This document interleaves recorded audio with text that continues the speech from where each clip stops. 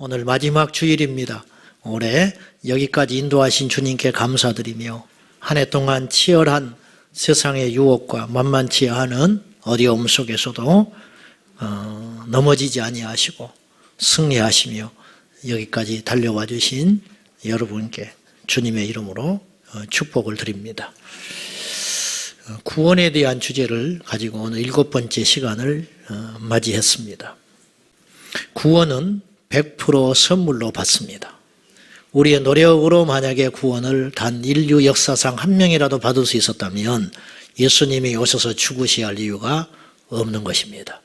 근데 구원은 100% 전적으로 하나님의 은혜로 받는데, 구원을 받은 다음은 이제는 성령의 보호와 인도하심, 그리고 우리의 거룩한 선택에 의해서 우리의 구원은 유지될 수도 있고 상실될 수도 있다. 구원을 받았다면 구원을 잃어버릴 수도 있는 것입니다. 상식적으로 그걸 염두에 두고 예수님을 믿어야 안전합니다. 그 대표적인 인물이 데마입니다. 성경의 데마가 세상을 사랑하여 데살로니가로 가버렸다, 그런 말이죠. 데살로니가로 갔다라고 했으면 우리가 그렇게 짐작하기 어려운데, 세상을 사랑했기 때문에 데살로니가로 갔다라는 말은, 세상을 사랑했다라는 말은 주님을 버렸다는 뜻입니다. 우리가 주님을 붙잡는다는 건 세상과 단절한다는 뜻이고, 세상을 붙잡는다는 것은 주님을 떠난다는 의미입니다. 근데 안타깝게도 신약 성경에 데마가 3번 나와요. 바울 서신 속에서. 근데 3년을 텀으로 두고, 애초에 데마는 바울과 함께 고난에 참여했던 사람이에요. 근데 3년 후에 66년에 써진 그 서신서에 보면 데마가 세상을 사랑하여 데살로니가로 가버렸다 그랬어요. 그러니까 3년 어간에 데마가 넘어져 버린 거예요. 물론 다시 돌아왔을지도 몰라요. 모르지요. 그거는 우리가 천국 가보면 알겠지만은, 데마의 생애가 어쨌든 성경의 마지막으로 남긴 기록은 안타깝게도 세상을 향하여 갔다, 그렇게 끝나고 있어요.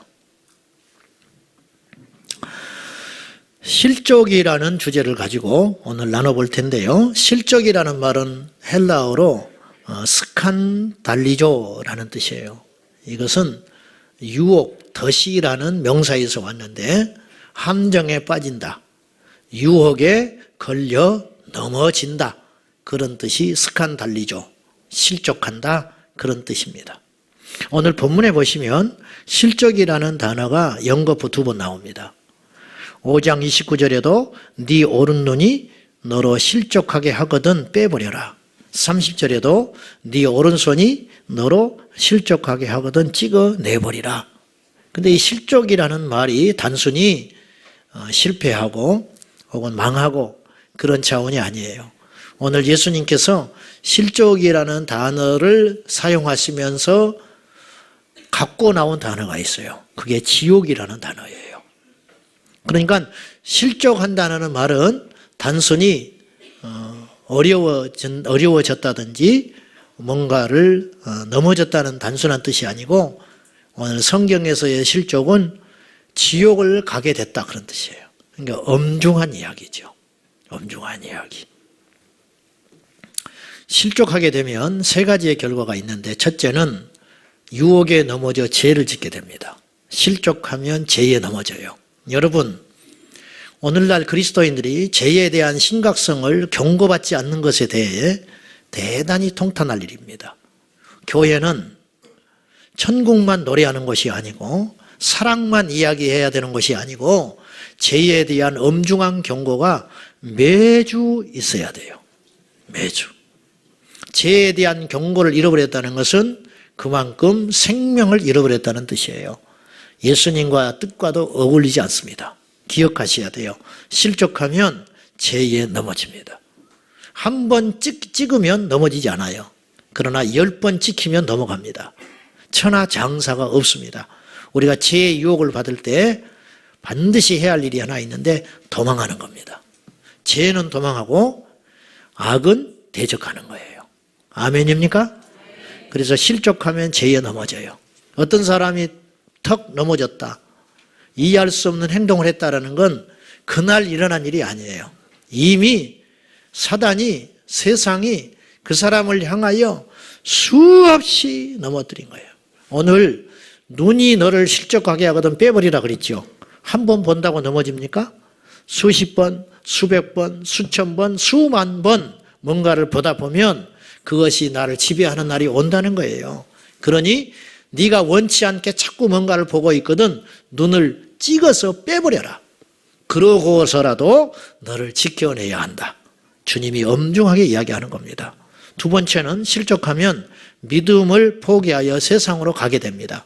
세 번째, 실족하게 되면 교회 공동체에서 이탈하여 외톨이가 되어버립니다. 이게 이제 실족의 결과예요.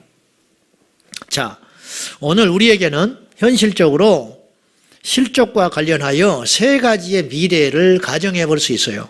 첫째는 우리가 실족하는 경우예요. 두 번째, 우리가 누군가를 실족시키는 경우입니다. 세 번째, 넘어지지 않고 끝까지 견디는 경우. 이 세 가지의 경우의 수를 볼 수 있는데 오늘 두 가지의 경우를 한번 살펴보려고 해요. 첫째는 우리가 실족하는 경우예요. 우리가 얼마든지 그럴 수 있어요. 믿음이 꼭 연약해서 실족하는 건 아니에요.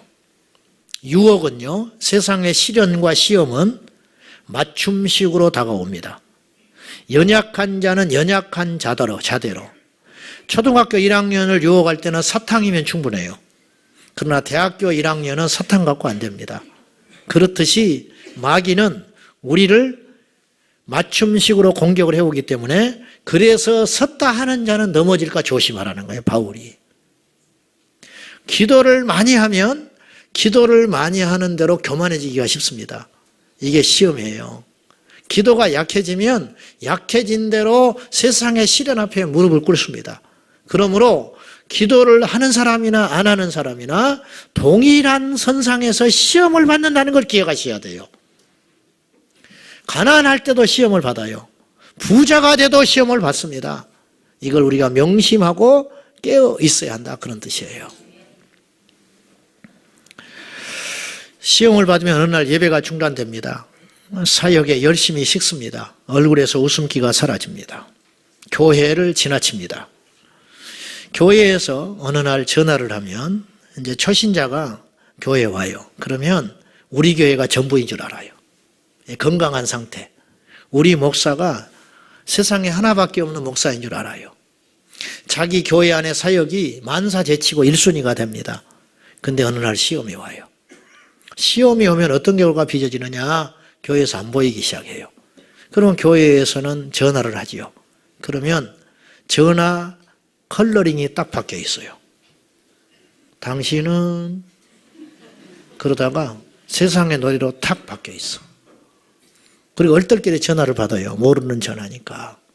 그럼 교회입니다. 그러면 목소리가 벌써 식습니다. 아, 예. 근데 교회 안 보이셔서 전화했습니다. 그러면 어디 좀 가느라고요. 바빠서 안 온 게 아니야. 오기 싫어서 안 오는 거예요. 지방에 갔대. 거짓말하기 시작하거든요. 그 다음 주에 전화하면 전화 안 받아요. 왜냐? 또 지방 갔다는 소리 못 하거든. 그러니까 전화 안 받아요. 그리고 영영 끝이요. 이런 경우를 수없이 겪었어요. 이런 경우를. 사람이 실족하는 것은요, 꼭 악한 것, 그리고 나쁜 것만 보고 시험 드는 건 아니에요. 예수님을 보고도 시험에 빠지는 사람이 있었어요. 마태복음 11장 5절과 6절인데요. 한번 보시죠. 자, 시작. 맹인이 나병 환자가 깨끗함을 받으며 못 듣는 자가 들으며 죽은 자가 살아나며 가난한 자에게 복음이 전파된다 하라. 누구든지 나로 말미암아 실족하지 아니하는 자는 복이 있도다 하시니라. 이 말씀은 어떤 배경에서 나오게 된 거냐면 세례 요한이 감옥에 갇혔는데 예수님이 활동을 하기 시작하십니다. 그래서 세례 요한에게도 제자가 있었어요. 그래서 옥에 갇혀 있기 때문에 제자들을 보내가지고 예수님을 만나라고 해요. 내가 기다리던 메시아가 그분인지 확인해봐라. 그래서 확인차 나온 제자를 만나서 예수님이 내가 메시아다라고 직접 증언하기 전에 간접적으로 말씀하시기를 가서 네가 본대로 증거를 가지고 이야기해라. 네 스승에게 눈먼 자가 보게 되고 앉은 명이가 일어나고 나와 환자가 고침을 받는다. 즉시로. 이게 사람이 할 수 없는 일이지 않냐 그 말이에요. 내가 메시아다. 근데 여기까지만 말씀을 하시고 말았으면 되는데 누구든지 바로 이어서 무슨 말씀을 하셨냐면 나로 말미암아 실족하지 않는 자는 복이 있다. 그러면 어떤 주님이냐? 나와 환자를 고쳐주시고 소경을 보게 하시고 앉은 병이를 일으켜주시고 인생의 문제를 해결해 주시는 주님을 보고도 실족하는 사람이 있다. 병 고쳐주는 나를, 진리를 선포하는 나로 인하여 실족하지 않는 자는 복이 있다. 그렇게 이야기하는 거예요. 역으로 주님의 그 생명적 사역을 보고도 시비 걸고 실족하는 사람이 있더라는 거예요. 실제로 있었어요. 예수님이 안식일 날 병을 고쳐주십니다. 왜 병 고쳐주냐고 시험 드는 자가 있었어요. 예수님이 창기와 세리들을 따뜻하게 맞이하시고 그들과 함께 울어주시고 아파해 주셨습니다. 그걸 보고 시험에 듭니다. 그걸 보고. 그러니 주님이 잘못한 게 없잖아요. 그런데도 시험에 들어요. 요한복음 12장에 보면 가룟 유다가 영적으로 병이 드니까 예수님을 보고 시험 드는 장면이 나와요. 나사로를 살려주시거든요, 예수님이. 그리고 그 집에 머무셨는데 마리아가 옥합을 깨뜨려서 예수님께 붓습니다. 그걸 보고 있던 가룟 유다가 야, 저 믿음을 봐라. 저 귀한 것을 아낌없이 주님께 붓는구나. 그렇게 말하지 않아요. 왜 그걸 허비하냐 이거야. 그것이 300데나리온의 가치가 있는 큰 돈인데 우리로 따지면 약 3천만 원의 가치 쉽게. 그걸 한 번 깨뜨려가지고 예수님께 부어버려? 저걸 팔아가지고 연보를 하면 가난한 사람을 위해서 얼마나 쓸 수 있는데 시험 드는 거예요. 사실은 그게 아니었죠. 자기가 돈 맡은 자이므로 그 돈을 욕심을 낸 것이지만 영적으로 병드니까 모든 게 싫은 거예요. 오늘날 교회 안에도 마찬가지예요. 여러분 교회에 와서 무엇 때문에 시험에 들고 실족하세요? 어떤 사람은 식당에 반찬이 너무 많다는 거예요. 그래서 마음이 안 좋아. 또 어떤 사람은 음식에 성의가 없다고 또 난리야. 어떤 사람은 주일날 카페에서 왜 커피를 파냐고 난리야. 마시지 마 그러면. 난 그렇게 말하고 싶어. 마시지 마. 밖에 나가 사 먹어. 온갖 것이 다 걸려지고 넘어질 투성이라. 온갖 것이.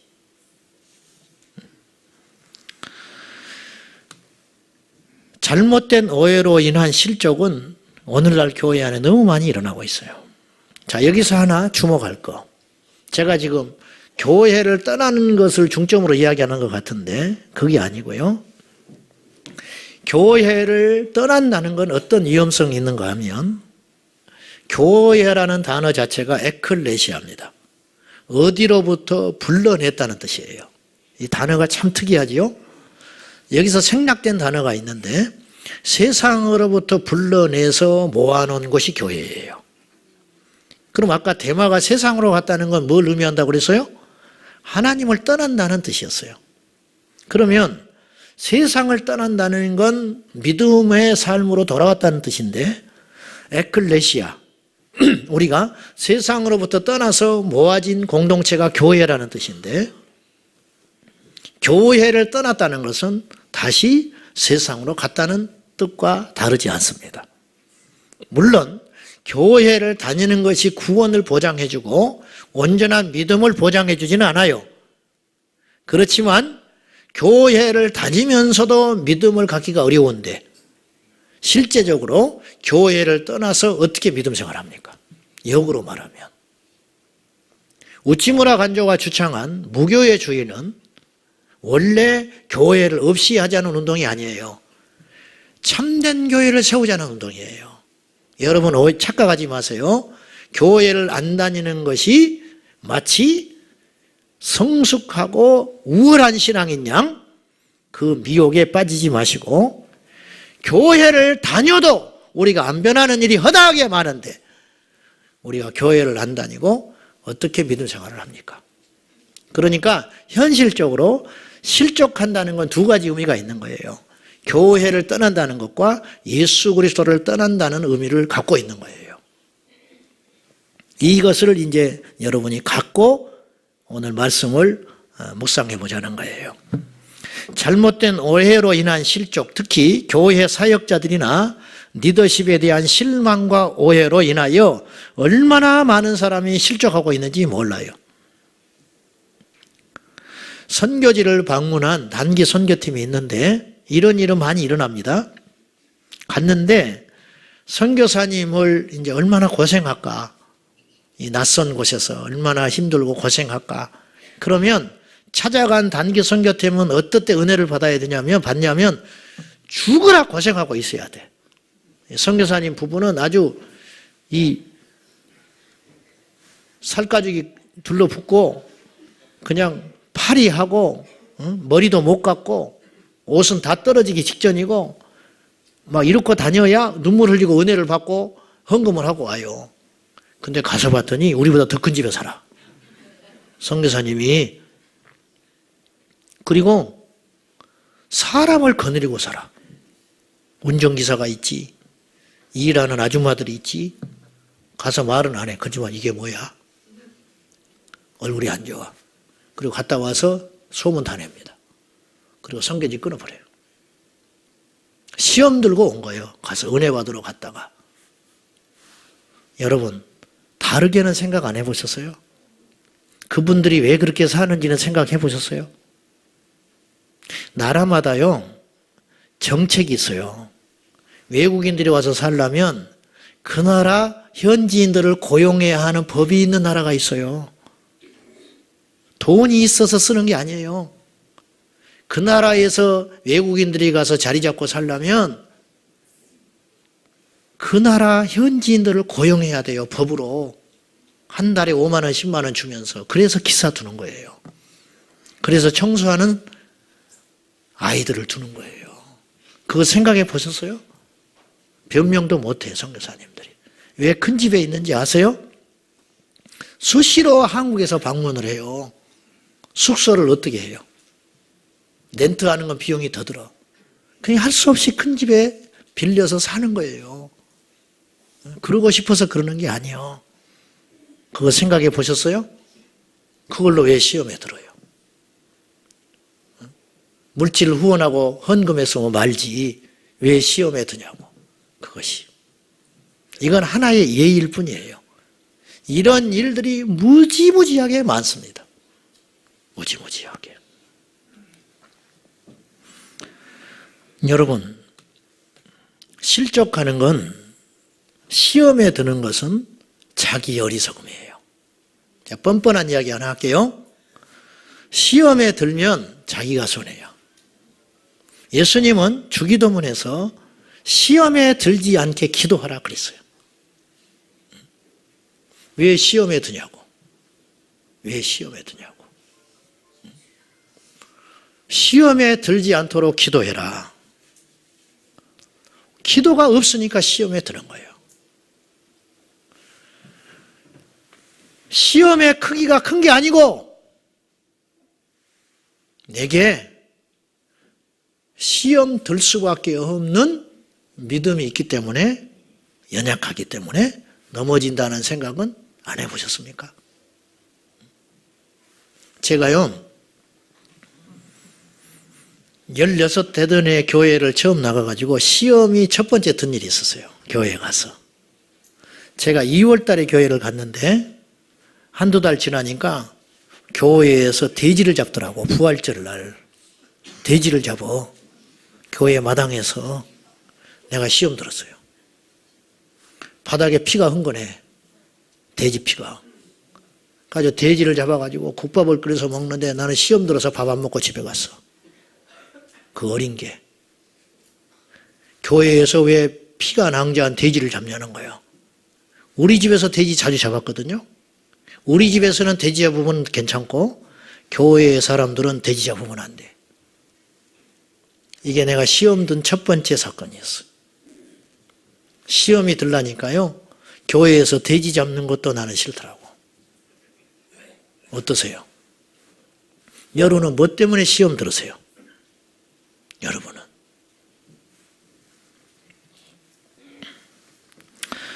두 번째 경우가 있는데요.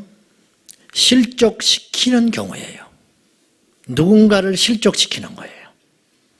예수님께서도 예수님이 스스로 누군가를 실족시킬 수 있음에 대하여 무척이나 신경을 쓰셨어요. 의도되지 않게 내가 누군가를 넘어뜨릴 수 있다라고 예수님도 그렇게 주의하셨어요.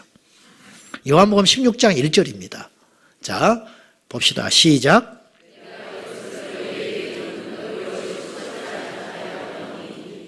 예수님께서 이 말씀을 어떤 배경에서 하게 됐냐면 내가 이 말을 너희에게 미리 한다. 이렇게 미리 말하는 이유가 있다. 너희가 넘어져서 믿음에서 떠나지 않게 하려고 미리 말한다. 무슨 말을 하셨냐면 앞으로 너희들이 그리고 너희 후대가 나를 믿게 되고 신앙 믿음 안에서 살게 되면 고난이 온다. 자식을 잃어버릴지 모르고 재산을 잃어버릴지 모르고 심지어는 너희의 생명도 잃어버릴 날이 올 수도 있어.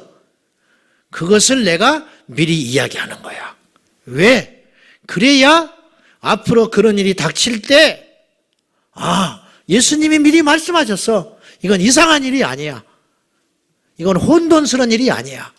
예수님이 미리 이렇게 될 것이라고 말씀해 주셨어. 그러니 이거는 당연한 일이고 이겨내야 돼.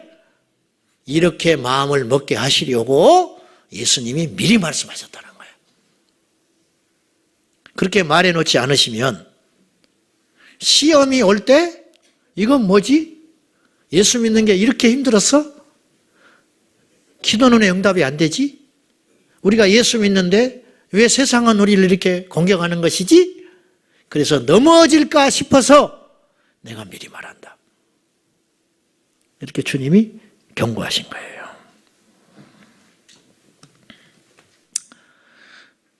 예수님도 우리들이 믿음에서 실족할 것에 대하여 무척이나 신경을 쓰셨다는 뜻이에요. 자, 실족시키는 일이 없을 수는 없어요. 아무리 우리가 주님 안에서 온전히 행해도 시험 들자는 나타나기 마련이라는 거예요. 그러나 실족시키는 자에 대하여 우리 주님께서 엄중하게 경고하는 이야기가 누가복음 17장 1절에 있습니다. 잘아는 내용인데요. 한번 읽어보시죠. 시작.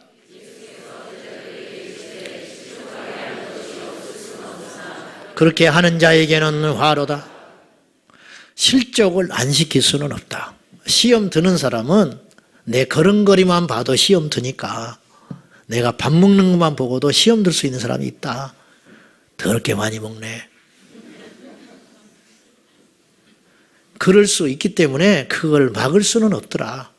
그렇지만 어쨌든 시험에 들게 한 자는 내가 그냥 두지 않아. 주님이 그렇게 말하시는 거예요. 이 말씀 속에는 어떤 의도가 숨어 계시냐면 영혼에 대한 사랑이에요. 한 영혼에 대한 주님의 그 애달픈 목마름.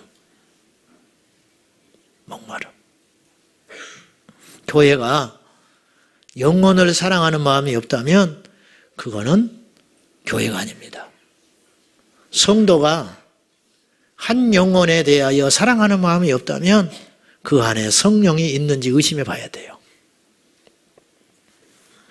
실족시키는 사람들의 유형이 있는데 첫째는 이제 우리가 그 중에 들어가지 않는지 잘 살펴봐야 돼요. 첫째, 지혜롭게 행동하지 아니함 때문에 사람들을 실족시켜요. 저를 포함하여 무수히 많은 경우에 여기가 해당이 되는데 노아가 술에 취해서 누워 있었습니다. 원인 제공했죠. 노아가 잘못한 거예요. 근데 둘째 아들 함이 그것을 보고 소문냈습니다. 함은요, 거짓말하지 않았어요. 사실을 본대로 이야기했어요. 근데 함은 지혜롭지 못했어요. 첫째와 막내는 셈과 야벳은 아비의 하체를 보지 않으려고 뒤로 돌아가서 덮어주고 그걸 수습을 했습니다. 근데 저주를 누가 받았느냐? 사실대로 말을 한 함이 저주받았다는 거예요. 사실대로 말을 한 함이. 문제를 삼으면 문제가 됩니다. 그렇지만 문제를 기도하면 그 문제는 사라져요. 여러분이 교회에 와서 핸드백을 잊어버렸어. 핸드백을. 사무실에 가서 홀딱 뒤집어 놔요. 무슨 교회가 도둑놈들만 모인 것 같다 이거야. 내 핸드백을 잊어버렸다는 거예요. 무슨 교회가 이런 교회가 있냐는 거예요. 예배 드리면 뭐하며 설교를 들으면 뭐하냐는 거예요. 그러면 그걸 지나가는 사람이 봅니다. 초신자가 그걸 봐요. 이건 뭐지? 사실이에요. 핸드백 잃어버린 건 사실이야. 그러나 우리가 그 행동으로 인하여 다른 사람을 넘어뜨릴 수 있다는 것도 생각을 해야 돼요. 지혜로운 우리는 어떻게 그때 행동을 해야 되냐면 가서 이야기해놓고 조용히 하나님께 기도해야 돼요. 저는 그렇게 생각해요. 기도할 때 하나님께서 이렇게 말씀하실 거예요. 너 핸드백 잃어버린 거 마음 아프지? 예, 너무 속상해요. 그거 아까운 것인데 네 자식은 어딨냐? 주님이 그렇게 말하실지 몰라. 네 집에 핸드백보다 귀한 네 자식의 영혼이 죽어 있어. 그건 우는 거예요. 문제는요, 여러분 그렇게 푸는 거예요. 하나님과 관계 속에서 영적으로 해석하면서 푸는 거예요. 아시겠어요? 이것이 없는 거예요. 이것이. 요새 대학 입시철입니다. 내 새끼 대학 들어갔다고 자랑하지 마세요. 떨어진 사람이 더 많아. 교회에. 가문 자랑하지 마라고 그랬어요, 제가. 가문 자랑하지 마. 그것 때문에 실족하는 사람이 있을 수 있어요. 자식 자랑하지 마셔. 자식이 속속에서 가슴에 못 받고 있는 부모들이 우리 교회에 있어요. 지혜롭게 행동해라고 말이에요. 우리 주변을 봐라. 우리가 지혜롭지 못함으로 인하여 얼마나 많은 사람들을 실족시켰는지 셀 수도 없어요. 두 번째, 교회 안에 폭탄이 되면 안 돼. 폭탄.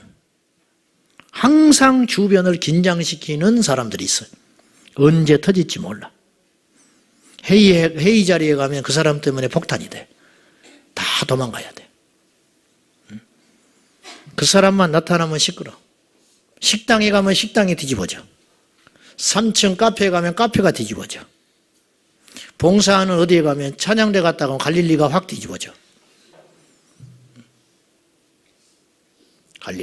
갈릴리가 광야가 돼버리는 거야. 그 한 사람으로 인하여. 시끄러워요. 주변을 신경 쓰지 않고 나의 말과 행동이 어떠한 결과를 가져올지를 모르는 사람. 주일날 오후에 족구하러 갑니다. 족구를 왜 해요? 이기려고? 근데 이기려고 족구하는 사람이 있어. 그럼 바보 천치나 하는 짓이야. 초신자가 오면 어떻게든지 그 사람 자리 잡게 만들려고 위태위태하니까. 한번 교회 오는 것도 어마어마한 마음을 먹고 오는 것이니까 우리가 다 그런 고비를 넘어서 여기까지 왔잖아요. 그러면 이제 아슬아슬하니까 연락하고, 또 연락도 너무 자주 하면 안 돼. 또 너무 연락 자주 하면 더 싫어해. 그러니까 이때쯤 됐다 싶으면 또 한번 연락해야 돼요. 그렇게 아슬아슬하게 이 가느다란 거미줄과 같은 끈을 붙잡고 이 사람을 끌고 가는 거거든요. 천국 문화까지. 족구하러 오라고. 왜? 친해져야 되니까. 이 사람 마음을 얻어야 교회에 한 번 오고 두 번, 세 번 오거든요. 그래서 이제 족구장에 어떻게든지 안 온다고 버티는 사람을 데리고 나왔어. 주일날 누워있는 사람을. 그래서 족구하는 거야. 족구장에 오면 불편하거든. 담배도 못 피우지. 그 시간에 좋은 말만 해야지. 텔레비전도 못 보지. 성가신 일이 보통 일이 아니거든. 주일날 오후에 시간 낸다는 건 이 초신자에게는 어마어마한 사건이에요. 그래서 어떻게든 족구장에 왔네. 근데 별로 잘 못해. 근데 또 자꾸 잘한다고 해줘야 돼. 자꾸 잘한다고 하고 어디서 그렇게 족구를 배웠냐고. 막 타고난 것 같다고 그러고. 그러면 진짜 자기가 잘한 줄 알아. 근데 말이죠. 족구를 했는데 안수 집사가 졌다고 공을 쳐버리고 집으로 가버려. 그 앞에서 우리는 100번 이해해. 뭐 별짓을 해도 나는 이해해. 그렇지만 초신자 앞에서 그렇게 행동해버려. 그럼 초신자가 그때 얼굴이 싹 웃음기가 사라져. 저녁 먹고 합시다. 그럼 바빠서 가야 된대. 바쁜 일 없어. 그날 나올 때는 족구 재밌게 하고 저녁까지 먹고 차도 마시고 갈 생각을 하고 온 거예요. 근데 자기 눈앞에서 교회에서 입에 거품 물고 기도하던 사람이 공을 차버리고 집으로 가니 그걸 어떻게 감당을 해?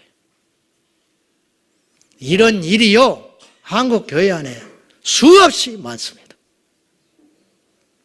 수없이. 주님이 그 사람 그냥 두지 않는다는 거예요. 노블리스 오블리지 알죠? 닭 벼슬이라는 말이에요. 숱하게 벼슬이 화려하고 크면 그만큼 책무도 크다 그런 소리예요. 하나님이 우리에게 은혜를 주신 것은 우리를 나타내라고 은혜 주신 게 아니에요. 하나님이 내게 믿음을 주신 것은 내 믿음만 지키라고 주신 게 아니에요. 주변을 살펴라. 폭탄되지 말고 폭탄을 감싸는 자가 되어야 되는데 앞으로는 마냥 용납하지 않습니다. 폭탄들은 제거할 거예요. 마냥 용납할 수가 없어. 언제까지 그 하나 때문에 99이 고통을 받아야 되는데 순진하게 우리가 이렇게 이야기할 수 있어요. 목사님, 잃어버린 한 마리인데 덮읍시다. 그래서 99마리가 다 죽어버리라고? 99마리가 죽어버리라고? 그 한 마리는 염소가 아니에요. 길 잃은 양이에요. 어떻게든지 믿어보려고 하는데 어떻게든지 하나님을 만나고 싶은데 안 되는 사람, 그 사람은 전부를 걸고 건져내라. 그러나 염소는 안 되는 거예요. 염소를 어떻게 같이 가? 염소를 들이받는데 한두 번이지. 명심하세요. 폭탄되지 마세요. 나의 행동과 말로 인하여 주변을 실족시키는 무시무시한 일이 생기지 않도록 해라. 예수님도 그렇게 조심히 사셨는데 우리가 뭐라고? 세 번째, 끼리끼리 문화, 파당 문화가 주변 사람들을 실족시킵니다. 어디든지요, 끼리 문화가 존재해요.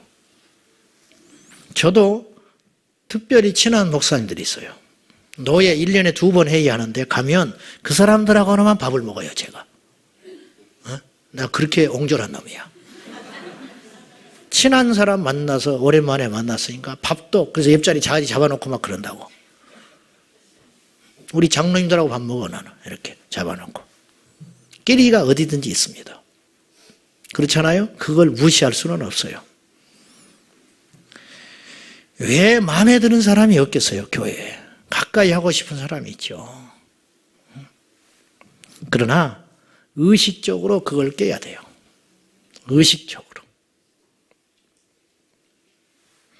교회 안에 목사의 가족이 있으면 성도들이 피해를 봅니다. 항상 조심스럽거든. 그래서 가족이 있으면 안 돼요. 친척이 있으면 안 된다니까요. 담임 목사 조카가 부목사야. 보통 일이 아닙니다, 이거. 온 성도들이 고통스럽습니다. 그래서 있으면 안 되는 거예요. 그래서 목사 자식이 전도사를 해요. 안 돼요. 안 돼. 같이 있으면 안 되는 거예요. 성도들이 영적으로 힘들어요. 같은 부서에서 오래 봉사를 하면 끈끈한 우정이 생겨요. 좋은 마음으로 시작했지요. 맨날 보고 같이 봉사하니까 형제처럼 됩니다. 자매처럼 됩니다. 문제는 이 사람이 힘들어지면 나도 힘들어진다는 거예요. 그리고 견고하게 진을 쌓아요. 의리 때문에 지옥 간 사람이 한둘이 아니야. 성경은 정은 사랑이 아니라고 이야기해요. 자식을 끊어낼 날이 있어요. 예수 때문에. 사이비 집단에서 하는 소리가 아니에요. 예수님이 하신 소리예요. 정은 사랑이 아니에요. 그런데 서로 완전히 끈끈이 하나 돼가지고 울타리를 치고 들어오지도 못하게 하고 나가지도 못하게 하고 넘보지도 못하게 하고, 이건 얼마나 영적으로 손실이 큰가. 교회에 오면, 초신자가 오면 들어갈 틈이 없다는 거예요. 저 옆에 교회 다 뭉쳐가지고, 그래서 영적으로 실족시켜요. 우리는 절대 그러면 안 돼요. 지금 우리가 초창기라 이런 모습이 좀 덜할지 모르지만, 아주 없는 건 아니에요. 지금 앞으로 날이 갈수록 점점 이런 것이 굳어질지 모르는데, 이거 날마다 깨버려야 돼요. 안 됩니다. 안 돼. 파당문화, 끼리문화 절대 안 되는 거예요. 지역, 세상에 세 바보가 있다고 내가 그랬어요. 첫째, 고향 따지는 바보. 두 번째, 성씨 따지는 바보. 세 번째, 혈액형 따지는 바보. 세상의 바보 천치다. A형, 어느 지역, 무슨 성씨, 강씨 고집이 강하다고. 박씨도 만만치 않아. 사람마다 달라. 사람마다. 이게 아주 어리석은 짓이라는 거예요. 예수를 왜 믿는데? 예수를. 같은 부서에서 오래 있다 보니까 견고하게 아주 굳어져가지고, 들어오지도 못하게 하고 간섭도 못하게 하고. 안 돼요. 그것 때문에 주변 사람들이 얼마나 실족하고 있는지 그걸 봐라. 그걸 봐라. 사도 바울은 고린도전서 8장에서 우상 제물에 대한 이야기를 하면서 무슨 말씀을 하셨냐면, 내가 자유가 있다. 어디든지 갈 수 있다. 뭐든지 먹을 수 있다. 근데 믿음이 약한 자가 내가 먹는 걸 보면 넘어질 수 있다. 고린도 지역은 우상 숭배가 극에 달한 지역이었어요. 그러니까 우상의 음식을 먹는 일이 비일비재하게 일어나는데, 고린도 교회 성도들 중에 아직도 성숙하지 못한 미숙한 자가 있어가지고 우상의 제물을 먹는 자가 있었다는 거예요. 그걸 먹는다고 지옥 가지 않는다. 문제는 그것을 보면, 지나가던 믿음이 약한 자가 보면 우상의 제물을 먹는 너를 보고 믿음에서 떠날 수 있다. 그러니까 조심해라. 그래서 바울은 급기야 무슨 고백을 하냐면, 만약에 내가 고기를 먹어 누군가를 실족시킬 수 있다면 나는 평생에 고기 안 먹겠다. 얼마나 이 정신이 훌륭하냐고 말이에요. 영적인 정신이. 이게 없는 거예요. 이 땅에 그리스도인들이. 너무너무 없어요, 지금. 돌아가신 오카노 목사님이 골프를 평생 안 치셨어요. 얼마나 많은 사람들이 옥 목사님한테 건강을 위해서 골프를 치라고 권했는지 몰라요. 근데 사실은 자기들이 치려고 그러는 거예요. 목사님이 골프를 쳐야 자기들이 속편하게 주일날 오후에 가서 골프를 칠 수 있으니까 목사님께 자꾸 골프를 치라고 권하셨어요. 근데 목사님이 골프채를 잡지 않았어요. 왜 잡지 않은지 아세요? 이분이 이렇게 말을 하셨어요. 나 골프 칠 수 있어. 그러나 우리 성도들 중에 대다수는 골프를 안 쳐. 그래서 내가 골프를 안 쳐. 이 정신이 훌륭하시다는 거예요. 이게 살아있는 정신이야. 여기에. 결론. 이 땅에는 네 종류의 성도들이 존재합니다. 첫째, 넘어지는 자가 있어요. 넘어지는 자는 무엇 때문에 넘어졌는지가 중요하지 않아요. 자, 뻔뻔한 이야기 하나 할게요. 또 이렇게 이야기하면 댓글이 막 달릴 거예요. 젊은 목사가 형편없다고 어느 교회에서 세습을 했습니다. 그것 때문에 왜 시험 듭니까? 나도 세습을 하든 대대로 하든 나도 그것이 왜 내 믿음이 방해가 되냐고. 그것 때문에 하나님이 알아서 하셔. 그릇된 일이면 하나님 심판할 거 아니요. 어느 대기업에서 세습을 했어. 나 그 회사 안 다녀. 난 그런 사람 한 번도 못 봤어. 나는 옳다는 뜻이 아니에요. 왜 그것 때문에 넘어지냐는 거예요. 왜 그것 때문에 흥분하냐는 거예요. 제가 전에도 이야기했어요. 내가 시험 들어서 실적할 수 있는 그 조건이, 그 이유가 지옥에 갈 만큼 큰 것이라면 넘어져라. 천국을 포기하고 지옥에 갈 만한 사안이라면 넘어져라. 그러면 하나님께서 그 사람을 건질지도 몰라요. 그러나 그런 일은 없어요, 이 세상에. 욥이 자식을 잃었어요. 재산을 잃었어요. 그것을 보던 아내가 넘어졌어요. 그렇잖아요. 네가 믿는 하나님을 저주하고 저주하라. 죽으라. 저주하고 죽어버려라. 그리고 욥의 아내가 실족해서 떠났어요. 정작 욥은 넘어지지 않았어요. 뭐 때문에 넘어집니까, 여러분? 실족하는 자는 어리석은 자입니다. 두 번째, 넘어뜨리는 자는 주의 말씀에 의하면 심판받을 자입니다. 하나님이 그대로 묻겠다는 거예요. 세 번째, 넘어지지 않고 버티는 자는 지혜로운 자입니다. 지혜로운 자예요. 네 번째, 넘어진 자를 일으켜 세우는 자는요, 상급을 얻을 자입니다.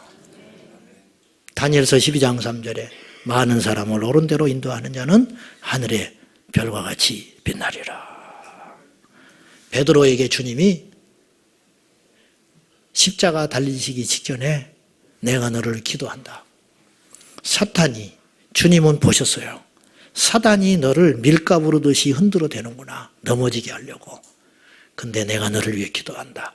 너는 굳게 선 후에 형제들을 세우라. 이게 주님의 명령이에요. 우리가 서야 남을 이렇게 세우지요. 베드로에게 주신 명령 두 가지. 넘어지지 마라. 두 번째, 넘어진 형제를 세워라. 너는 그거 해야 돼. 주님이 그렇게 말씀하시는 거예요. 저도 두려워요. 올해 우리 교회에 여러 많은 분들이 오셨습니다. 그중에 상당수가 보이지 않습니다. 이유는 여러 가지가 있겠습니다. 그토록 몸부림쳤지만 다시 세상으로 간 사람, 놓쳐버린 사람, 떠나간 사람이 있습니다. 부탁드립니다. 실족하지 마십시오. 예수님을 떠나지 마십시오. 굳게 예수님께 붙어 있으십시오. 그리고 지혜롭게 믿음으로 행하십시오. 기도하겠습니다. 하나님, 무수히 많은 고비를 넘어서 우리가 오늘 여기까지 와서 앉아 있습니다. 원수는 우리를 향하여 이를 갈고 있습니다. 넘어지지 않는 우리를 보고 치를 떨고 있습니다. 주여, 주님 오시는 날까지 날마다 승리하게 하여 주옵소서. 앞으로도 우리에게 무수히 많은 유혹과 시험과 이해할 수 없는 시간들이 오겠지만은 주님을 향한 믿음으로 버텨내겠습니다. 주님 도와주십시오. 우리가 지혜롭게 행하여 믿음으로 행하여 주변 사람들을 넘어뜨리는 자 되지 않게 하시고 넘어진 자를 일으키는 생명의 도구로 쓰임받게 하여 주옵소서. 예수님의 이름으로 기도하옵나이다. 아멘.